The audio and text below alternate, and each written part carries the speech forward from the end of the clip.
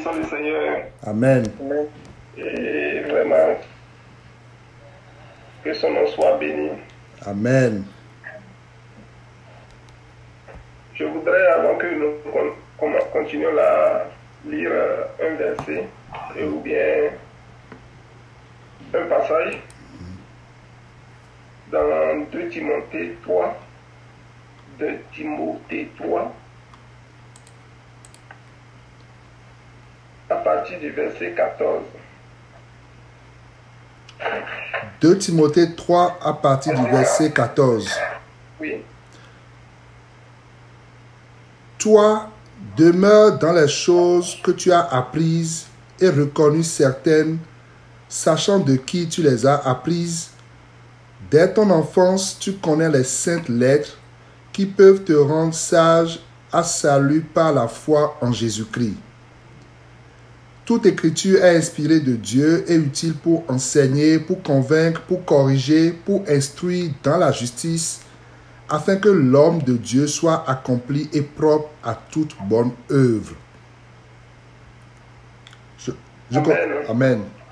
Donc, c'est vraiment l'exhortation de l'apôtre Paul à son filleul Timothée. Et ce soir, nous sommes ici pour vraiment nous instruire dans la parole de Dieu, pour laisser vraiment le Saint-Esprit nous enseigner et dans la sagesse de Dieu. Et cette sagesse-là, l'apôtre Jacques nous dit que c'est une sagesse pure dans Jacques 3, verset 17. Que la sagesse d'en haut, elle est pure. Nous voudrons que cette sagesse pure nous dirige ce soir. Amen. Dans ce moment, donc vraiment, d'échange que nous allons avoir, et que chacun vraiment se sente à l'aise pour intervenir, sachant que tout ce que nous allons faire ce soir, ce n'est pas par nous-mêmes, ce n'est pas par notre force, mais c'est par le Saint-Esprit que ça va être fait. Amen. Parce que Dieu, il veut vraiment encore aller en profondeur avec nous ce soir. C'est ce que je voudrais dire avant que nous commençons. Amen. Amen. Que Dieu nous aide. Donc, je ne sais pas si ceux qui sont là ont des questions tout de suite à poser avant qu'on ne commence, ou bien sinon il y a des questions qui sont en instance là que nous avions déjà notées. Et si vous n'avez pas de questions, on peut commencer par ces questions. La première question que nous avons notée, c'est les questions, on les a un peu résumées, reformulées, j'allais dire. Et nous avons vu que dans Hébreux 6, verset 1 à 3, on peut le lire. L'apôtre, l'auteur des Hébreux, a mentionné l'enseignement de base qu'on appelle communément les 6 doctrines de base. Oui, Amen, tu peux le lire, 1 à 3. C'est pourquoi, laissant les éléments de la parole de Christ, tendant à ce qui est parfait, sans poser de nouveau le fondement du renoncement aux œuvres mortes, de la foi en Dieu, de la doctrine des baptêmes, de l'imposition des mains, de la résurrection des morts et du jugement éternel. C'est ce que nous ferons si Dieu le permet. Amen. Amen. Donc, il y a une sœur qui voudrait savoir qu'est-ce qu'une doctrine. C'est quoi on n'entend pas doctrine? Parce que ici, l'apôtre nous a dit que ça là, ce sont les éléments, tout ce qui est cité ici, ce sont des éléments de base, le fondement. Et la sœur disait que lorsqu'on les prend sans parler de doctrine, qu'elle arrive à quand même comprendre. Par exemple, on parle du renoncement aux œuvres mortes, elle arrive à comprendre la foi en Dieu. Quand on va là où on est à la doctrine ici, la version que nous avons ici affichée parle de la doctrine des baptêmes. Quand on parle vraiment des baptêmes simples, elle arrive à comprendre. Mais lorsqu'on ajoute la doctrine là-dessus, c'est là qu'elle devient un peu mêlée. C'est un peu dans l'idée que la sœur a menée. Et c'est pour ça qu'elle voudrait comprendre d'abord qu'est-ce qu'on appelle doctrine. Et c'est quoi maintenant, à partir de cette réponse-là, c'est quoi la doctrine de la résurrection des morts? Pour elle, quand on parle de la résurrection des morts simple, elle comprend, mais lorsqu'on ajoute la doctrine là-dessus, ça devient un peu plus, ce n'est plus clair pour elle. Donc c'est quoi une doctrine sur le sens des enseignements qui sont abordés, ou bien selon ce qui est abordé dans Hébreux 6, verset 1 à 3 ici. C'est un peu la question qui est posée. Je ne sais pas si j'ai un peu reformulé la sœur Céline, la question de la sœur. Oui, je pense que c'est ça. Merci beaucoup. Merci beaucoup. Merci, ma sœur. Oui, Amen. Oui, le frère, allô. Donc, moi, je voulais intervenir sur ce point-là. Parlant de doctrine, quand d'ailleurs nous regardons dans, je crois que c'est Exode, le chapitre 20, à partir du verset 1, jusque...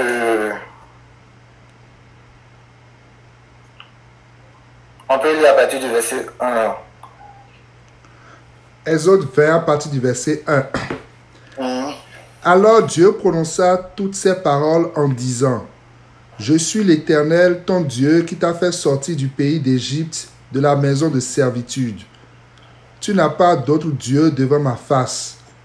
Tu ne te feras point d'image taillée, ni de représentation quelconque des choses qui sont en haut dans les cieux, qui sont en bas sur la terre et qui sont dans les eaux plus bas que la terre.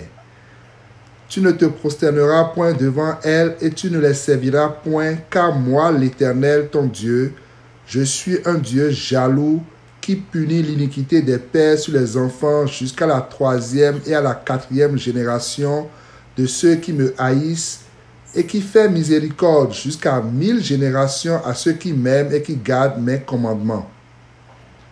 Tu ne prendras point le nom de l'Éternel ton Dieu en vain, car l'Éternel ne laissera point impuni celui qui prendra son nom en vain. Souviens-toi du jour du repos pour le sanctifier. Tu travailleras 6 jours et tu feras tout ton ouvrage. Mais le 7e jour est le jour du repos de l'Éternel ton Dieu. Tu ne feras aucun ouvrage, ni toi, ni ton fils, ni ta fille, ni ton serviteur, ni ta servante, ni ton bétail, ni l'étranger qui est dans tes portes. Car en 6 jours l'Éternel a fait les cieux, la terre et la mer, et tout ce qui est contenu, et il s'est reposé le 7e jour. C'est pourquoi l'Éternel a béni le jour du repos et l'a sanctifié. Verset 12. Honore ton père et ta mère afin que tes jours se prolongent dans le pays que l'Éternel ton Dieu te donne. Tu ne tueras point, tu ne commettras point d'adultère, tu ne déroberas point, tu ne porteras point de faux témoignages contre ton prochain. Tu ne convoiteras point la maison de ton prochain, tu ne convoiteras point la femme de ton prochain, ni son serviteur, ni sa servante, ni son bœuf, ni son âne, ni aucune chose qui appartienne à ton prochain. Tout le peuple entendait les tonnerres et le son de la trompette. Il voyait les flammes de la montagne fumante. À ce spectacle, le peuple tremblait et se tenait dans l'éloignement. Amen. Amen. On peut prendre Matthieu le chapitre 7 également. Matthieu le chapitre 7, à partir du verset 24. Matthieu 7, à partir du verset 24. C'est pourquoi quiconque entend ces paroles que je dis et les met en pratique sera semblable à un homme prudent qui a bâti sa maison sur le roc. La pluie est tombée, les torrents sont venus, les vents soufflés se sont jetés contre cette maison. Elle n'est point tombée parce qu'elle était fondée sur le roc. Mais quiconque entend ces paroles que je dis et ne les met pas en pratique sera semblable à un homme insensé qui a bâti sa maison sur le sable. La pluie est tombée, les torrents sont venus, les vents ont soufflé et ont battu cette maison. Elle est tombée et sa ruine a été grande. Après que Jésus eut achevé ses discours, la foule fut frappée de sa doctrine, car il enseignait comme ayant autorité et non pas comme leurs scribes. Ok, que le Seigneur nous bénisse. Amen. Alors, je vais baser, je vais dire mon intervention sur ces 2 passages-là.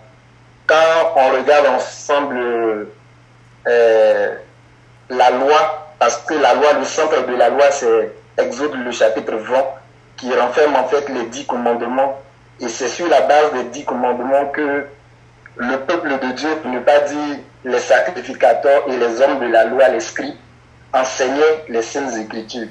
Et c'est ça qui était en fait le fondement de tout enseignement qui était donné.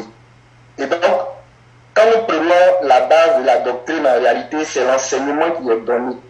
C'est l'enseignement, c'est la communication de la parole qui se trouve dans les saintes écritures.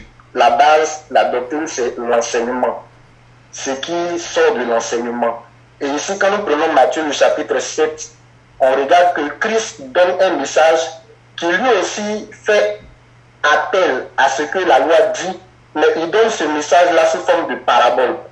Et il le donne sous forme de parabole. Et la Bible dit que tout en donnant ce message-là, les gens, ils écoutent et ils sont frappés par sa doctrine. Parce que Jésus-Christ donnait un enseignement, non pas comme les scribes et les pharisiens, qui n'ont pas la révélation de l'enseignement.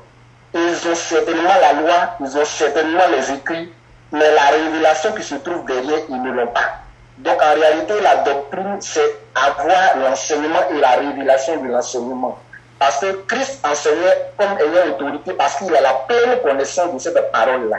Donc la doctrine en réalité, qui se trouve derrière toutes ces choses, la doctrine du baptême, la doctrine de, comment dirais-je, de la foi, la doctrine du dépouillement des œuvres de la chair, c'est la révélation qui se trouve derrière, l'enseignement qui vient de Dieu. Parce que, il faut le dire, la Bible dit d'ailleurs qu'il y aura des personnes qui viendront, qui vont enseigner des choses qui s'éloignent de la saine doctrine. C'est parce que l'enseignement que ces personnes vont donner ne va pas cadrer avec la révélation que Dieu a par rapport à ces thèmes précis, ou même par rapport à ces fondements précis qui sont donnés. Pour m'arrêter là, je veux dire que la saine doctrine, c'est d'abord la doctrine, c'est l'enseignement, et la saine doctrine, c'est l'enseignement qui cadre avec la révélation de Christ. Que le Seigneur nous bénisse. Amen. Ouais, Vraiment. la lumière que tu as apporté sur ce point. Est-ce que quelqu'un d'autre a quelque chose à ajouter à ce que c'est une doctrine et parlant de la doctrine de la résurrection des morts, c'est quoi exactement?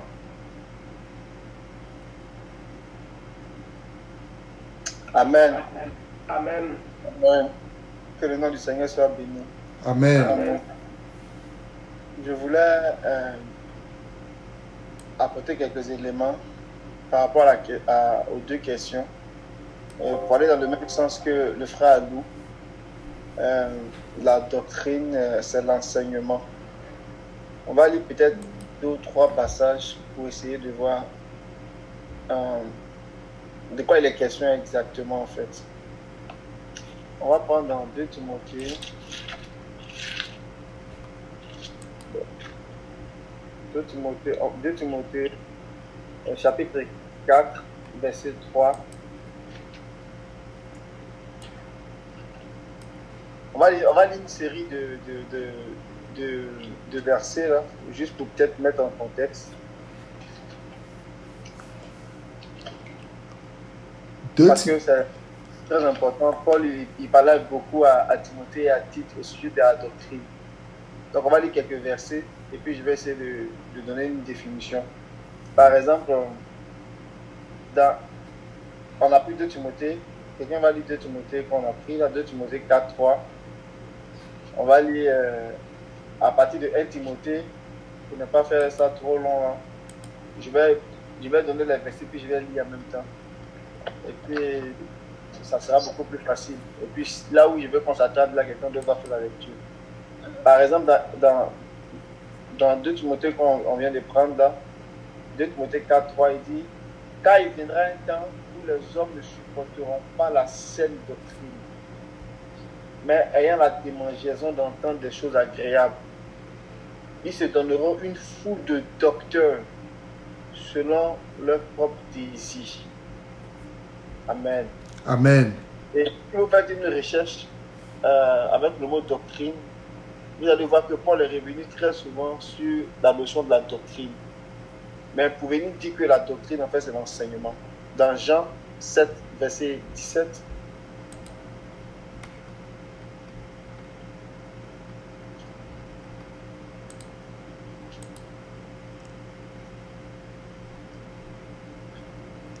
Jean 7, verset 17.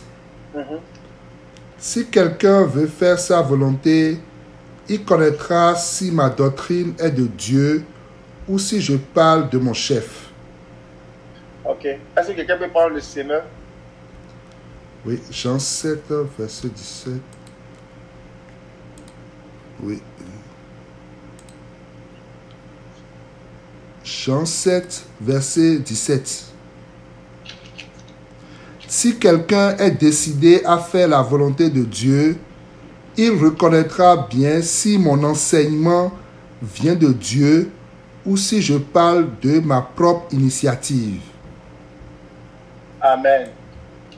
Donc ici, on voit que le mot enseignement et puis doctrine, on peut voir que c'est quasiment la même chose. On va pas aller dans l'étymologie des mots là, mais ce qu'il faut simplement comprendre, c'est que quand on parle de doctrine, on parle de l'enseignement. Et à chaque fois que l'apôtre Paul donnait des conseils, soit à Timothée ou à Tite, il revenait sur cet aspect-là et puis il parlait même de la doctrine de Christ. Donc, l'enseignement de Christ. Mais quand on parle de doctrine de Christ, on parle de l'enseignement de Christ, on parle des messages qui présentent Christ au cœur du message. C'est-à-dire que quand le message est donné, le message présente Christ, le projet qui est Christ, le mystère qui est Christ. Tout ce que Dieu a caché en Christ, là, ce sont ces messages-là qui mettent ça en valeur. Pourquoi? Parce que Christ, c'est un mystère que Dieu a caché depuis longtemps. Et c'est seulement à l'époque, au temps de l'âge de l'évangile, que le mystère a été révélé. Mais quand on dit que quelque chose est mystère, là, ce n'est pas des choses qui sont inaccessibles. Non. Tous les mystères dont parlent les Écritures. Quand on dit que c'est un mystère, ça veut dire que ça a été voilé dans l'Ancien Testament. Et dans le Nouveau Testament, c'est devenu une révélation. Ça a été révélé.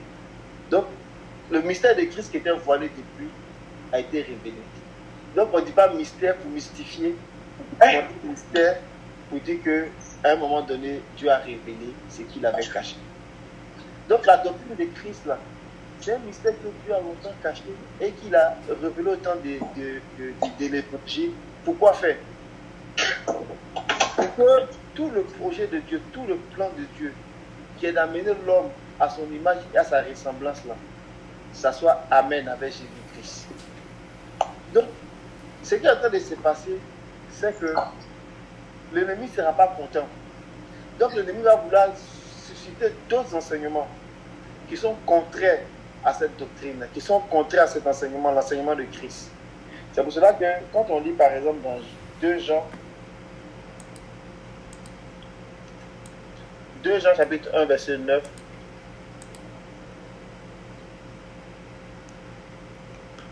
Quiconque va plus loin et ne demeure pas dans la doctrine de Christ n'a point Dieu. Celui qui demeure dans cette doctrine a le Père et le Fils. tu peux remonter un peu plus haut s'il te plaît. À partir du verset À partir du verset 7. Car plusieurs séducteurs sont entrés dans le monde qui ne confessent point que Jésus-Christ est venu en chair. Celui qui est tel, c'est le séducteur et l'antichrist. Prenez garde à vous-même, afin que vous ne perdiez pas le fruit de votre travail, mais que vous receviez une pleine récompense. Quiconque va plus loin et ne demeure pas dans la doctrine de Christ n'a point Dieu. Celui qui demeure dans cette doctrine a le Père et le Fils. Amen. Quelque part, vas-y, termine. Donc, je continue. Ok, s'il te plaît. Verset 10.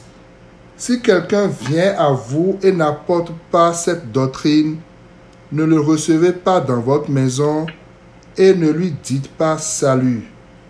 Car celui qui lui dit salut participe à ses mauvaises œuvres. Amen. Amen. Quand on lit ça, mais c'est quoi le problème? C'est un peu comme si on dirait, j'ai été un peu trop extrémiste. Mais Jean n'est pas extrémiste. Et le verset 7 dit vraiment la pensée des gens. Il dit car plusieurs séducteurs sont rentrés dans le monde et qui ne confessent point Jésus est venu dans la chair. Celui qui était, c'est l'antéchrist, c'est le séducteur. Donc, il va développer cette doctrine-là, qui va faire quoi? Qui va empêcher les gens de réaliser que Dieu a été manifesté dans la chair. Le séducteur va développer une doctrine qui va empêcher les gens de croire que Dieu a été manifesté dans la chair. Or, c'est le cœur du message.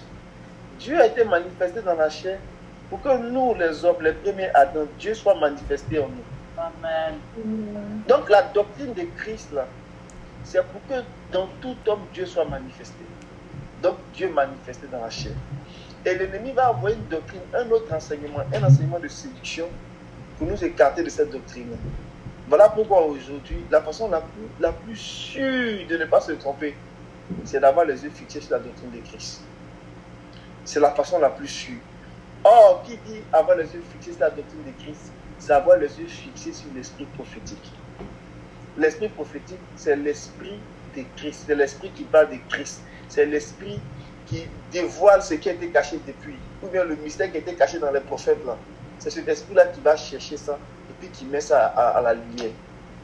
Mais l'ennemi va développer d'autres doctrines pour distraire, pour éloigner les gens de cet enseignement-là.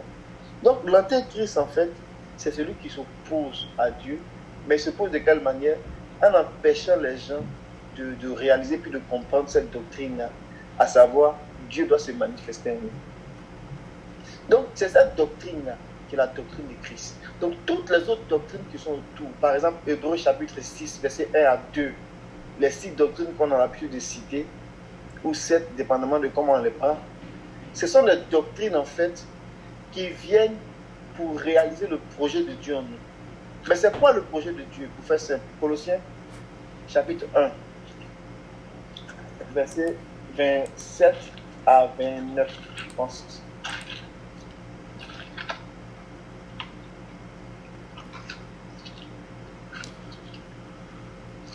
Colossiens chapitre 1, à partir du verset 26, ça dit... 27, bon, vas-y à 26. 26. Le mystère caché de tout temps et dans tous les âges, mais révélé maintenant à ses saints, à qui Dieu a voulu faire connaître quelle est la glorieuse richesse de ce mystère parmi les païens, savoir Christ en vous, l'espérance de la gloire. Amen. Donc, bon, là, ici, on voit que Paul revient sur le mystère caché de tout temps. Le mystère qui a été caché de tout temps, il est maintenant révélé, à savoir Christ en nous, l'espérance de manifester la nature divine, l'espérance de devenir comme le Seigneur en tout point. C'est ça le mystère qui a été caché de tout le temps et qui est maintenant révélé par l'Évangile. Donc Christ en nous, l'espérance de la gloire. Verset 28. C'est lui que nous annonçons, exhortant tout homme et instruisant tout homme en toute sagesse, afin de présenter à Dieu tout homme devenu parfait en Christ. Amen. Donc l'apôtre dit que c'est ce qu'il fait. Et tous les apôtres qui ont le même appel, qui ont la même charge, leur travail consiste à préparer les hommes de manière à aller les présenter à Dieu en Christ, devenus parfaits, devenus des hommes accomplis comme Dieu veut. Et il dit au verset 29 que c'est pour cela que je me donne de la peine en combattant par son action qui, avec puissance, est à l'œuvre en moi. Donc c'est avec raison qu'on comprend pourquoi l'apôtre Paul se bat contre les mauvaises doctrines. Parce que les mauvaises doctrines vont s'opposer à la doctrine de Christ, vont s'opposer à l'enseignement de Christ qui nous amène en fait à réaliser le projet de Dieu qui est devenu semblable à Dieu. Je vais prendre maintenant ce point-là pour essayer, si vous permettez, d'expliquer un peu la doctrine de la résurrection. Je serai bref parce que si on veut commencer à parler de ça ici, on va dresser des tentes là, on va pas quitter ici. Mais on va donner quelques éléments pour apprécier, puis si les frères veulent compléter certains points, ils pourront compléter.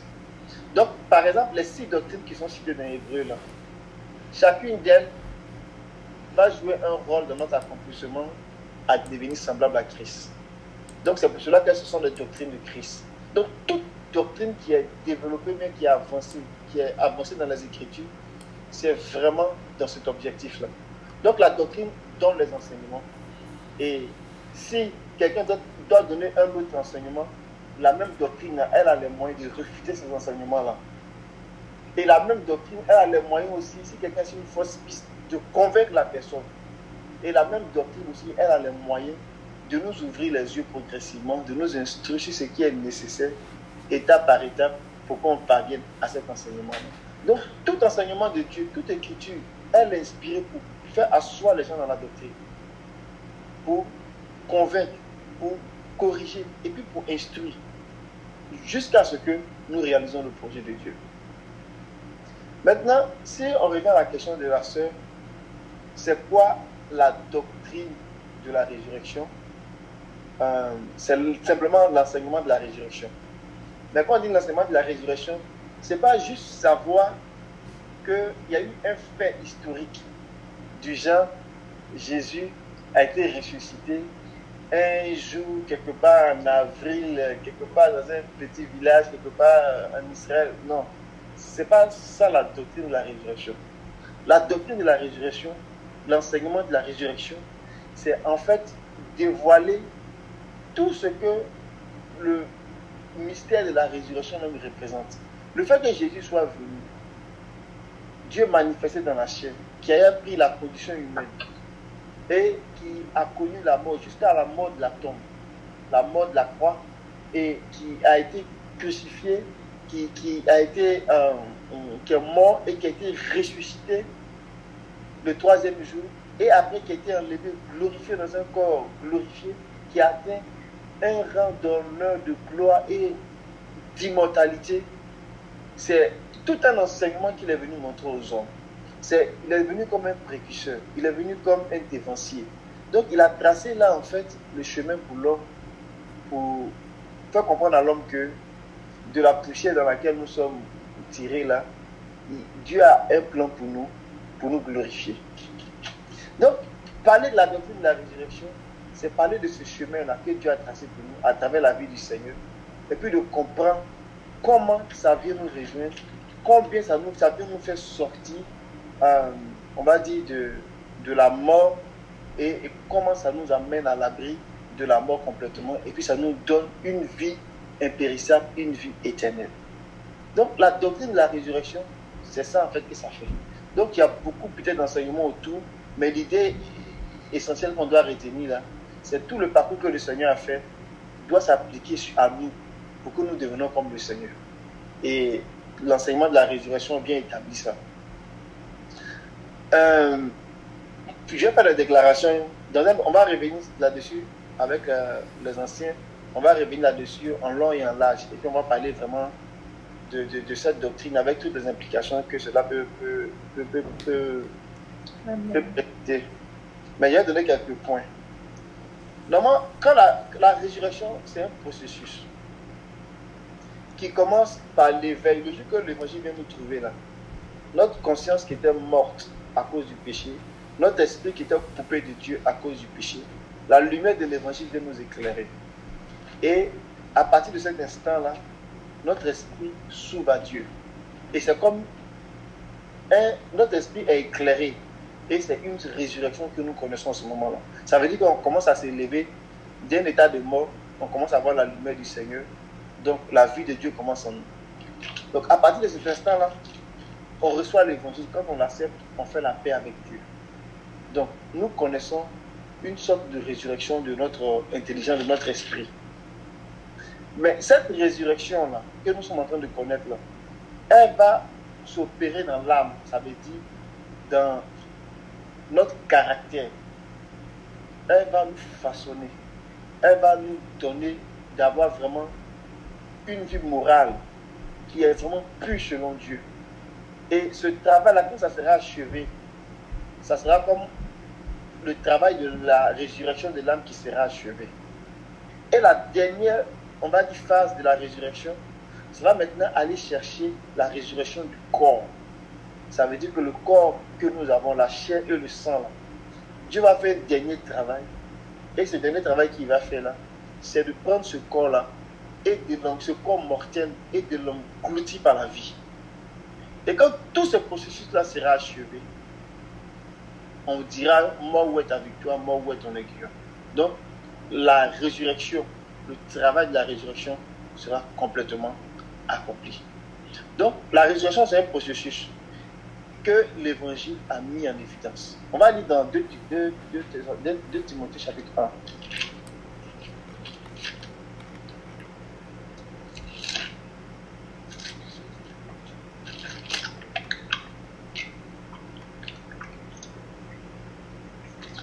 Timothée chapitre 1, verset 9 à 10.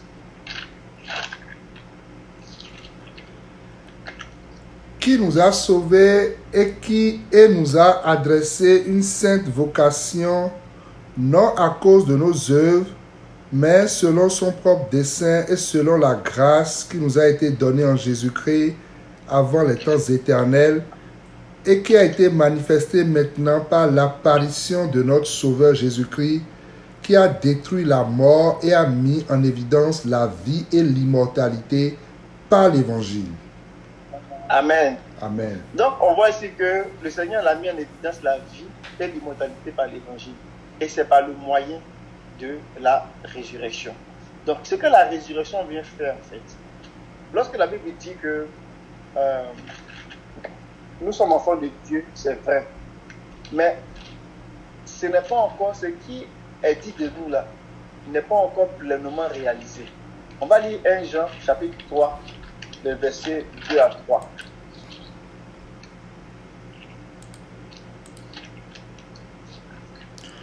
Bien-aimés, nous sommes maintenant enfants de Dieu, et ce que nous serons n'a pas encore été manifesté. Mais nous savons que lorsque cela sera manifesté, nous serons semblables à lui parce que nous le verrons tel qu'il est. Amen. Donc, c'est vraiment puissant. Jean dit que nous sommes enfants de Dieu. C'est une réalité. Nous sommes vraiment enfants de Dieu. Pourquoi? Parce que nous l'avons reçu et nous avons cru en lui. À tous ceux qui l'ont reçu, à ceux qui croient en son nom, la parole leur a donné le pouvoir de devenir enfants de Dieu, lesquels sont nés non de la volonté de l'homme, ni de la volonté du sang, mais ils sont nés de Dieu. Donc, nous qui sommes nés de Dieu, nous sommes vraiment des enfants de Dieu.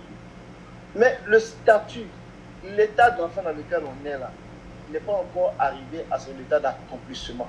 N'est pas encore dans son état plein d'enfant de Dieu. On n'a pas encore revêtu le statut plein d'enfant de Dieu.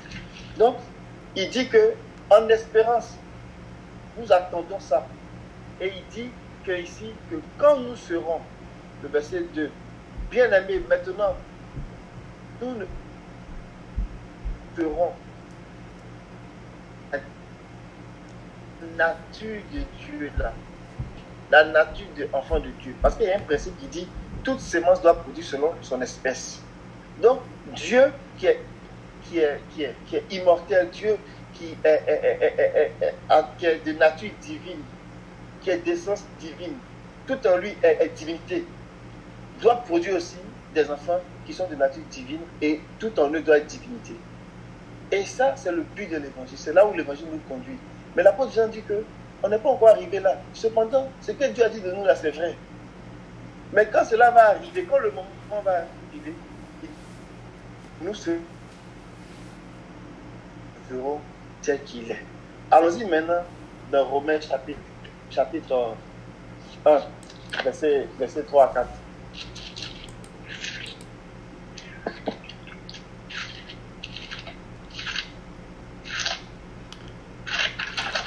Romains 1, verset 3 à 4. Et qui concerne son fils, né de la postérité de David selon la chair, et déclaré fils de Dieu avec puissance, selon l'esprit de sainteté, par sa résurrection d'entre les morts, Jésus-Christ notre Seigneur. Amen. Regardez bien le verset 4. On dit, institué fils de Dieu avec puissance selon l'esprit de sainteté, du fait de sa résurrection d'entre les morts, Jésus-Christ notre Seigneur. Donc, ce verset-là est très puissant. Il dit que Jésus-Christ a été établi avec puissance, fils de Dieu, par sa résurrection d'entre les morts. Est-ce que Jésus était fils de Dieu depuis le début? Oui, il était fils de Dieu depuis le début. Mais il y a eu plusieurs phases dans sa vie. Des fois, on l'appelait fils de l'homme. Et Dieu même a rendu témoignage de lui. Après son baptême, il dit, celui-ci est mon fils, bien-aimé. Mais à la transfiguration, il a dit, celui-ci est mon fils bien-aimé, écoutez-le.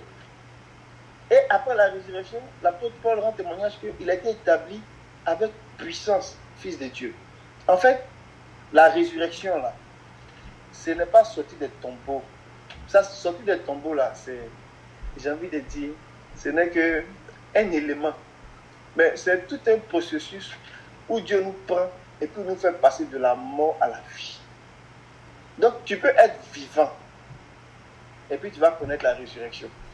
Ça veut dire quoi? Tu peux ne pas connaître la mort de la tombe, mais puis tu vas connaître la résurrection.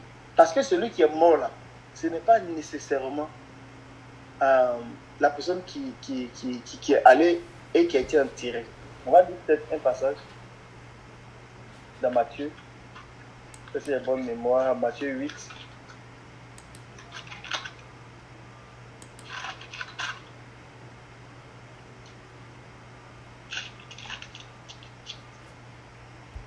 Matthieu 8, 22.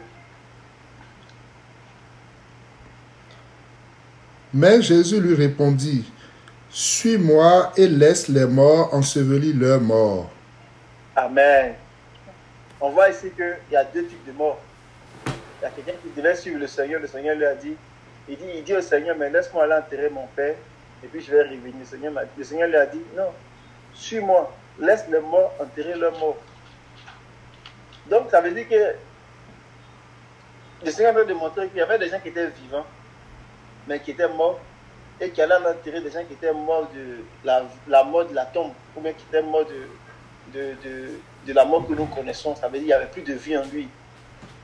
Donc, tu peux être vivant et puis être mort. Ça veut dire que la vraie mort, ce n'est pas ce que nous voyons, à savoir que quelqu'un tombe, il n'y a plus de vie en lui, et puis on le met dans un cercueil, on va l'enterrer. Ça, c'est une autre expression de la mort. Mais la vraie mort, là, c'est d'abord la séparation avec Dieu. Donc, l'homme étant dans cette mort-là, quand la parole de Dieu vient, quand l'évangile vient à lui, c'est de prendre l'homme qui est dans l'état de mort et de le transporter, de le faire passer de la mort à la vie. On va aller dans Jean, chapitre 5.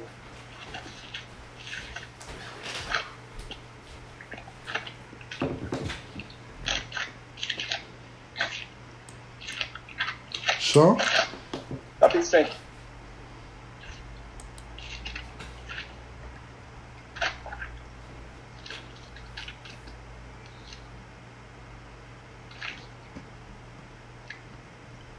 On va lire à partir du verset 24.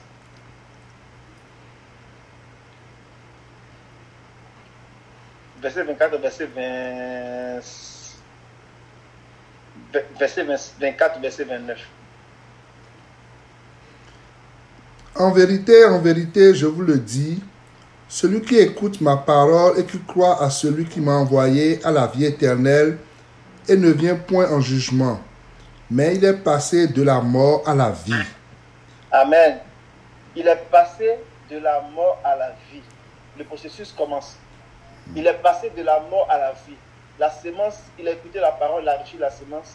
Le processus commence. Vous allez voir où ça va continuer. Comment ça va continuer. Tu peux faire la lecture sur le texte. Verset 25. En vérité, je vous le dis, l'heure vient et elle est déjà venue où les morts entendront la voix du Fils de Dieu et ceux qui l'auront entendu vivront. Amen. Où les morts entendront la voix du Fils de Dieu, ceux qui l'auront entendu vivront. Ici, le mot mort là, on peut le prendre dans les deux sens. Très large. Car comme le Père a la vie en lui-même, ainsi il a donné au Fils d'avoir la vie en lui-même. Amen. Ça, là, ce verset 26, là, c'est un verset qui est très puissant. La Bible dit que comme le Père a la vie en lui-même, il a donné au Fils d'avoir la vie en lui-même. Ça veut dire que le Père, c'est le Père seul qui a cette capacité d'avoir la vie en lui-même. Et lui, le Père, qui a lui seul cette capacité-là, cet attribut-là, il a donné au Fils d'avoir aussi la vie en lui-même. Donc, ça veut dire que au moment où le Seigneur est en train de parler là, ce sont les deux seuls qui ont ça. Personne d'autre n'a ça. D'avoir la vie en lui-même, la personne. Même les anges, personne n'a la vie en lui-même. Quand quelqu'un a la vie en lui-même, ça veut dire qu'il est générateur de vie. Il est source de vie. Il n'a pas besoin d'éléments extérieurs pour vivre. Il vit de par lui-même. C'est ça la puissance de la vie. Et c'est Dieu seul qui a ça. Et Dieu, ayant cette capacité-là, il a donné ça au Fils. Alléluia. Amen. C'est glorieux. C'est vraiment glorieux. Dieu est lui seul qui possède la vie en lui-même. De sorte que la mort ne peut rien contre lui, le temps ne peut rien contre lui. Il est incorruptible et immortel. Il est à l'abri de tout ce qui peut, j'ai envie de dire, le freiner, le détruire, le faire vieillir, tout ce qu'on peut imaginer. Il n'a pas besoin de respirer, il n'a besoin de rien. Regardez, on va lire par exemple, avant de continuer, on va lire Acte 17.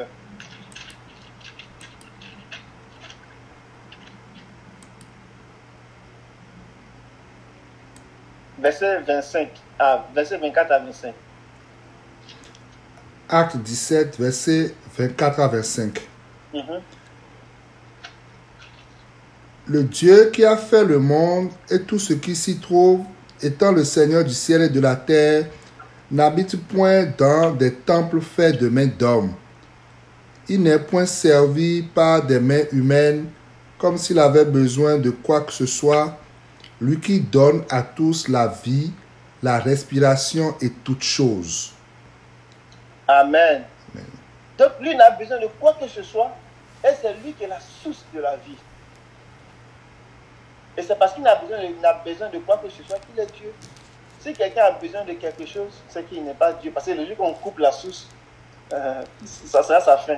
Mais Dieu, il n'y a pas de source à couper parce qu'il est lui-même la source. Tout est en lui.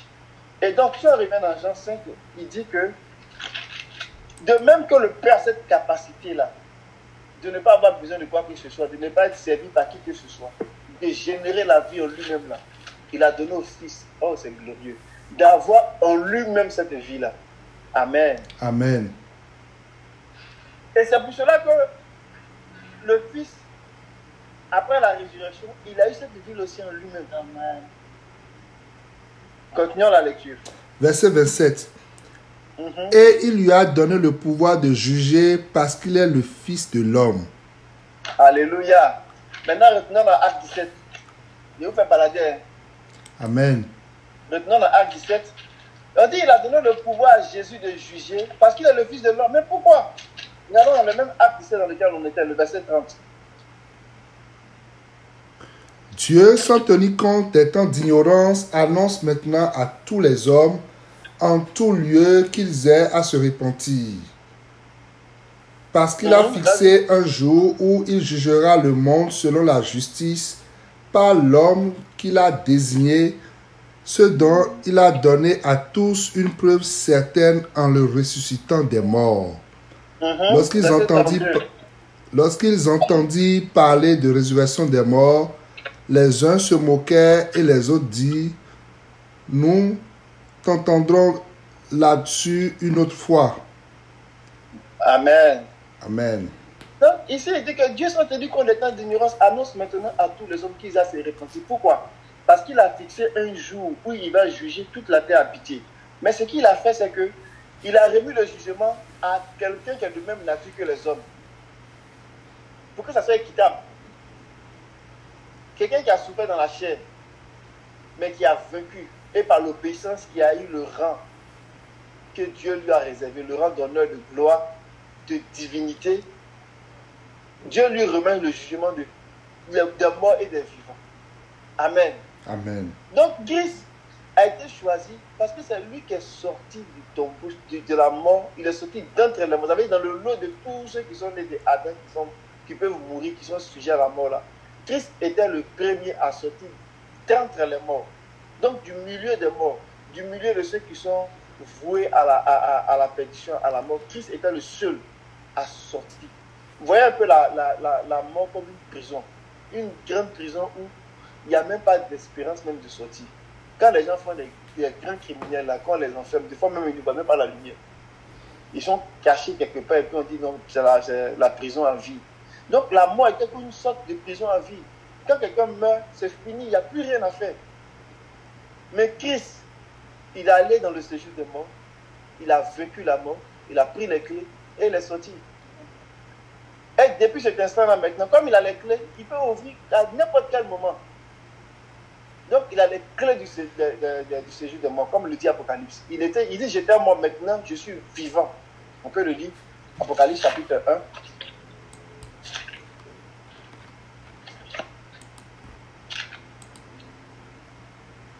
Verset 17 à 18. Quand je vis, je tombais à ses pieds comme mort. Alors il posa sa main droite en me disant, n'aie pas peur, c'est moi qui suis le premier, le dernier, le vivant. Je suis mort, mais je suis vivant à tout jamais. Et j'ai les clés de la mort et du séjour des morts. Donc c'est du fait de sa résurrection qu'il a les clés de la mort et du séjour des morts. Donc maintenant qu'il est le seul, il est le premier parmi les morts à sortir de la mort. Donc on parle de la résurrection d'entre les morts. Dieu l'a choisi, Dieu l'a désigné pour dire, bon, toi maintenant tu es apte à juger les morts, à juger les hommes. Parce que tu es le premier parmi les morts à connaître la vraie vie, à connaître la résurrection, que te remet le jugement. Amen. Amen. Donc c'est ça qu'il est en train d'expliquer dans Jean. Donc on retourne dans Jean chapitre 5. Donc le verset 27 dit, il a donné le pouvoir de faire le jugement parce qu'il est le Fils de l'homme. Amen. Amen. C'est lui que Dieu a établi pour juger les morts, parce que c'est lui il a donné la preuve que c'est lui qu'il a choisi en le ressuscitant d'entre les morts. Amen. Amen. Verset 28. Ne vous étonnez pas de cela, car l'heure vient où tous ceux qui sont dans les sépulcres entendront sa voix et en sortiront. Ceux qui auront fait le bien ressusciteront pour la vie, mais ceux qui auront fait le mal ressusciteront pour le jugement. Amen. Donc, ce sont les grandes déclarations que le Seigneur vient de donner là. Et on peut le voir dans Daniel, on ne va pas le regarder. Daniel parle de ça aussi. Tous les hommes qui meurent là, qui vont revenir à la vie. Je veux qu'on fasse la distinction entre ressusciter et revenir à la vie. Revenir à la vie, c'est en quelque sorte ranimer, raviver. Quand des gens font des accidents de façon brutale et qu'on essaie de les ranimer là, c'est-à-dire qu'on essaie de les secouer, de donner de l'oxygène, de faire ce qu'on peut pour les faire revenir à la vie. Ça, c'est pas la résurrection. Ça, c'est ranimer quelqu'un, le ramener à la vie. Mais la résurrection là, dans sa définition plus au sens que Dieu veut qu'on le saisisse là, c'est lorsque on revient à la vie et qu'on ne peut plus jamais mourir. Romains 6, verset 9.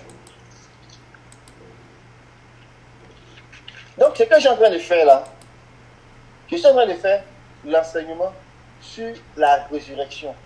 Donc, c'est la doctrine de la résurrection. Ben, ça nous enseigne, en fait, tout ce qui tourne autour de la résurrection, tout ce que le Seigneur a fait, qu'on doit comprendre et qu'on doit aussi expérimenter.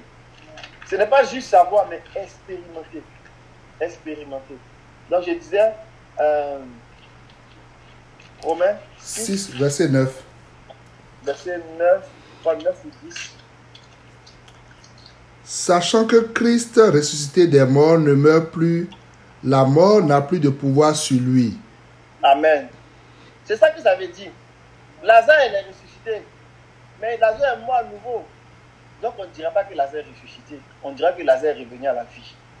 Donc, les témoignages des gens de l'Ancien Testament, par exemple, qui ont été, on va dire, des résurrections qu'on a citées, ce sont des gens qui sont revenus à la vie. Ils ne sont pas ressuscités. Si on veut être au centre de la doctrine de la résurrection, là, on veut comprendre les choses selon l'esprit de la prophétie, ils sont simplement revenus à la vie.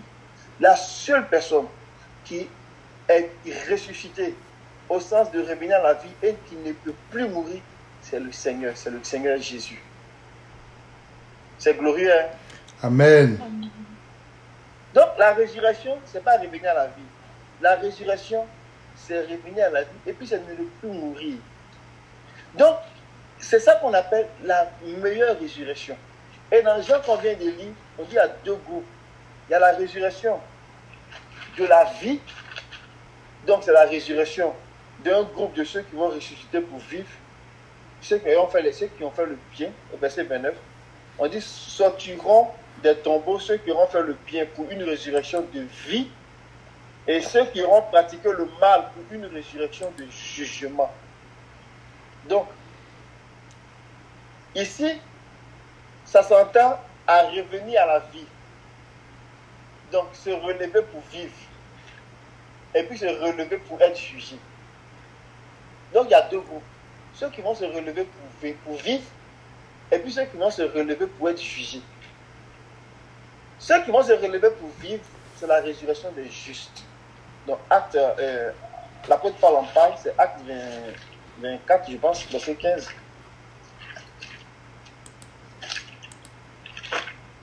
Vous me suivez, c'est pas trop rapide. Amen. Ça achève. Parce que c'est pas une question, en fait, c'est même pas une question de 30-20 minutes. Hein. Les anciens, nous en savons quelque chose. On a parlé de ça samedi, un peu, en parlant de d'autres sujets. On voulait juste causer et puis bon, attacher des bouts de certains points doctrinaux. On a passé 3 heures de temps. Donc vous comprenez qu'on ne peut pas épuiser la question ici. Amen. Amen. Donc, acte 24, verset 15. Et ayant en Dieu cette espérance, comme ils l'ont eux-mêmes, qu'il y aura une résurrection des justes et des injustes. Amen. Amen. Donc, première chose que je veux qu'on retienne, c'est que la doctrine de la résurrection, c'est un enseignement qui ne nous parle pas seulement de la résurrection comme un fait, mais qui nous parle de la résurrection comme une expérience. Une expérience que nous réalisons, c'est-à-dire qu'on passe de la mort à la vie. Ça, c'est vraiment quelque chose qu'on doit comprendre. C'est le Seigneur seul, dans les jours de la chair d'un homme, c'est-à-dire dans le sang et la chair, là, qui a pu réaliser cet état-là. Ça veut dire quoi? Passer de la mort à la vie et ne plus jamais mourir. Donc cette résurrection que le Seigneur a connue là, c'est ça qu'il met à la disposition de tous les hommes par le moyen de l'évangile. Maintenant, le Seigneur dit que il viendra un temps que tous les hommes, les morts vont entendre la voix du Fils de l'homme, la voix du Fils de Dieu. Et ils vont revenir à la vie, ils vont ressusciter. Mais un groupe va ressusciter pour la vie et un autre groupe va ressusciter pour le jugement. Donc tous les hommes seront scindés en deux groupes à ce niveau-là. Une résurrection de vie, une résurrection de mort. Ceux qui vont être dans la résurrection de vie, c'est la résurrection des justes. Et ceux qui vont être dans la résurrection de jugement, c'est le reste des hommes. C'est-à-dire qu'ils vont revenir à la vie pour être jugés. Mais nous, qui avons accepté l'évangile, et tous ceux qui ont eu la foi en Dieu et qui se sont approchés de Dieu dans leur cœur en croyant que Dieu existe et qu'il est le rémunérateur de ceux qui le cherchent et qui ont cru en Dieu et qui ont été justifiés, qui ont été déclarés justes, la Bible dit qu'ils connaîtront la résurrection des justes. Donc ils reviendront ils connaîtront la résurrection de vie. Maintenant, puisque la résurrection, ce n'est pas simplement revenir à la vie, mais c'est revenir à la vie et puis avoir la meilleure résurrection, la résurrection que Christ a connue. Ça veut dire quoi? Ne plus jamais mourir. Cette résurrection-là, quand nous l'avons, c'est comme si Dieu devenait déverser en nous tous les attributs de la vie. Mais les attributs les plus élevés de la vie, là, Dieu vient déverser en nous, comme il a déversé en Christ. Et cet attribut que Dieu vient déverser en nous, comme il a déversé en Christ, il a appelé ça la première résurrection. Donc, lorsqu'on parle de la doctrine de la résurrection, tout enfant de Dieu doit comprendre qu'il y a une classe excellente que Dieu a réservée à une catégorie de personnes. C'est-à-dire, au-delà de la résurrection de vie, il a réservé une résurrection à tous ceux qui vont, à une résurrection semblable à la résurrection de Christ, à un groupe de personnes. Ceux qui vont vivre comme Christ, ceux qui vont vaincre, ceux qui vont avoir la victoire, ceux qui vont marcher en vainqueur, ceux-là, il leur réserve une résurrection semblable à la résurrection de Christ. Et c'est cela que l'apôtre Paul s'évertuait de faire comprendre aux églises. Et il disait que, lui là, il court pour ce but-là. C'est ce but-là, remporter le prix de la vocation céleste. Courir vers ce but-là, que l'apôtre Paul dit que nous devons avoir comme objectif. Et on va le lire dans Philippiens 3. Donc, toute résurrection de vie est bonne, mais la première résurrection dans la résurrection de vie, c'est la meilleure part. C'est la meilleure part. C'est-à-dire que c'est une résurrection de qualité que Dieu réserve à ceux qui vont faire ça bien. Alors, on va lire dans Philippiens 3. Vous allez voir comment Paul, en parlant de ça, comment il s'exprime. C'est vraiment son objectif. On va lire le verset 10 à 11. Philippiens 3, partie du verset 10. Afin de connaître Christ et la puissance de sa résurrection et la communion de ses souffrances, en devenant conforme à lui dans sa mort, pour parvenir, si je puis, à la résurrection d'entre les morts. Alléluia. Donc, il dit pour parvenir, si je puis, à la résurrection d'entre les morts. Vous voyez ici, ce n'est pas simplement pour parvenir à la résurrection des morts, puisque tous les hommes vont ressusciter, soit pour une résurrection de vie, soit pour une résurrection de jugement. Mais lui, il dit pour parvenir, si je puis, à la résurrection d'entre les morts. Donc, la résurrection d'entre les morts, là, c'est la résurrection de Christ, en fait. C'est ceux qui sortent du lot des morts. C'est la résurrection de Christ. Donc, Paul dit que lui, il court. Il a ça comme objectif. Ses yeux sont fixés là-dessus. Donc, la résurrection d'entre les morts, c'est la meilleure résurrection. C'est la résurrection de Christ. Et c'est pour cela que Paul dit quelque part dans Romains, il dit, si nous souffrons avec lui, dans la conformité avec sa mort, nous connaîtrons aussi la conformité à sa résurrection. Je pense que c'est dans Romains 6.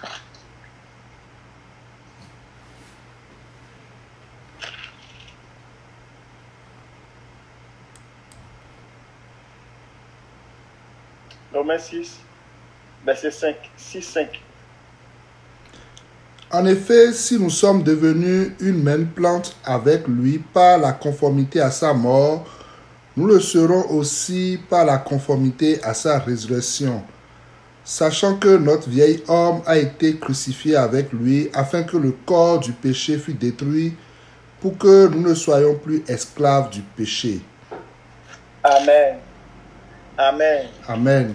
Donc, la doctrine de la résurrection, c'est l'enseignement sur la résurrection qui nous invite d'abord à considérer la résurrection de Christ, non pas comme un fait, mais une expérience que nous devons vivre. C'est une invitation à laquelle Dieu que Dieu nous lance pour que nous soyons comme son Fils est devenu, pour que nous puissions devenir des fils avec puissance. La résurrection va nous établir dans le statut de fils de Dieu.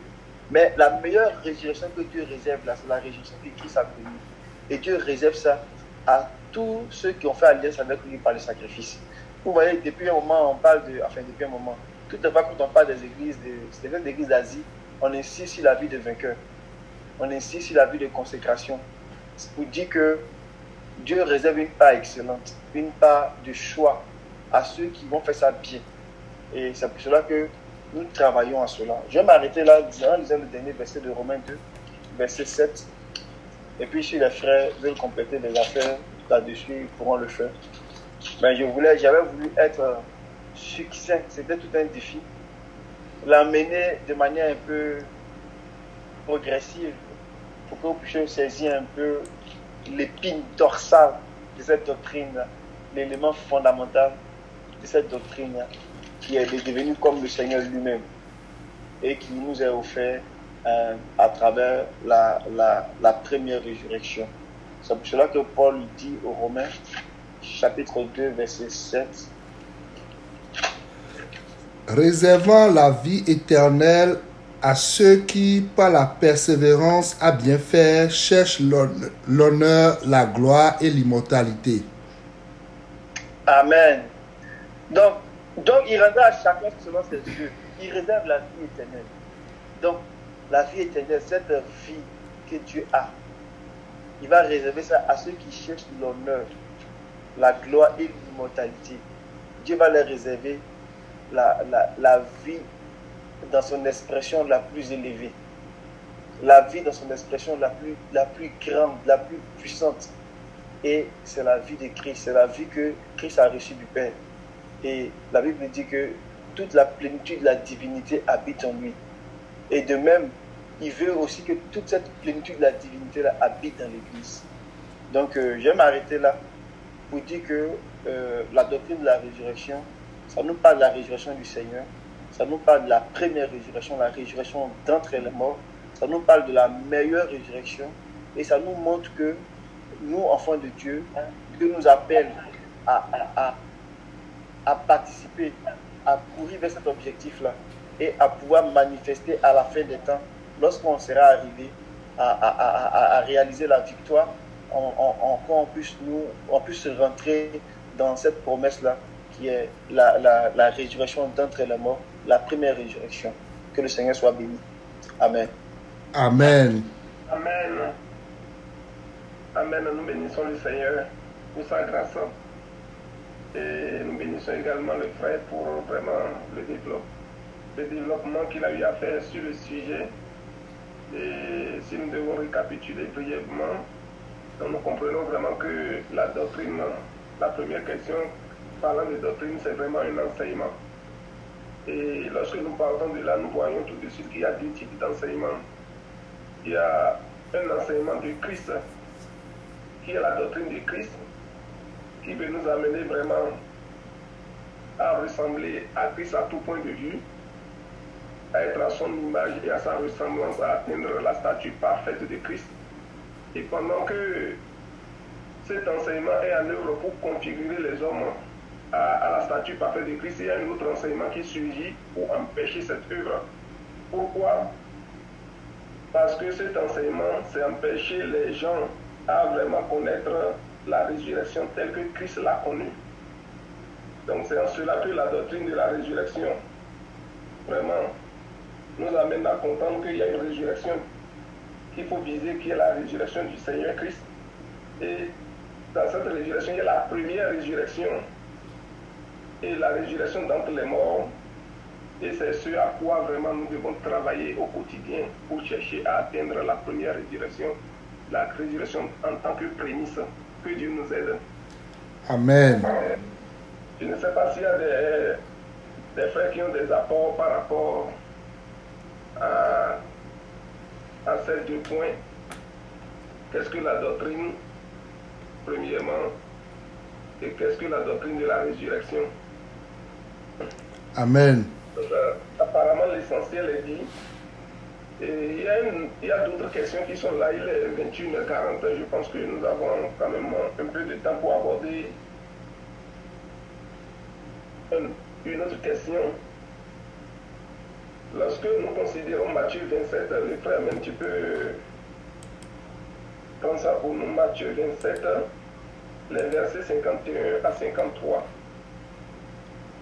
C'est toujours dans le même ordre d'idée de résurrection que nous voulons.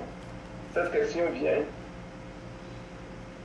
Donc Matthieu 27, 51 à 53. Oui, tu peux nous aider à lire ça. Et voici, le voile du temple se déchira en deux, depuis le haut jusqu'en bas.